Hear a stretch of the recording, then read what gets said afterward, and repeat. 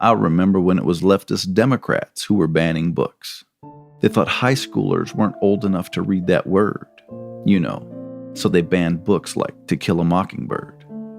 That word is just too uncomfortable for a teenager to read, but teaching children about sucking D's and eating peas, that's what they need?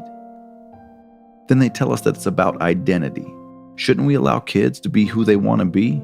Yes, but let me guide my kids through their journey. Your job is to teach reading, writing, and arithmetic, not to convince my boy that he could be a chick with something different between his legs. Men dressed as women want to do story time with our kids. It's normal, they say. When we object, they say it's only because we don't accept them for being gay. We're bigots because we don't want men dressed as strippers influencing our kids. A family-friendly drag show, ladies and gentlemen. But what are we if we don't want female strippers reading them stories and shaking their tits?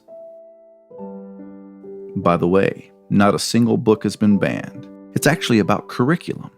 Is it appropriate for adults to teach children about getting some? Does it matter who they're getting it from? Pornography for kids is like something a pedo would push, a so-called groomer. If that's not you, then please explain. I don't want to be an assumer.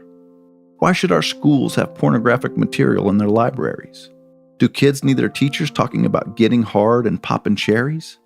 Teach our kids about the sun, the moon, the stars, Uranus. No, not your anus, Uranus.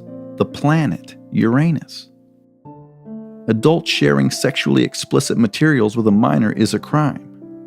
Now, some school teachers want to make it a pastime, but I say it's past time we stand up and speak out. It's time to stand up and shout.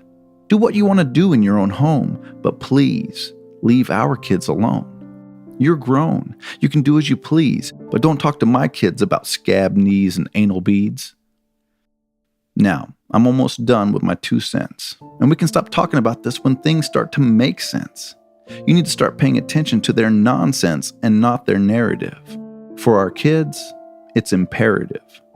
It's not about free speech or banning books. It's about what's appropriate for our kids to learn in school. And if you support the left's narrative on this issue, then you, my friend, are a fool. Or a groomer.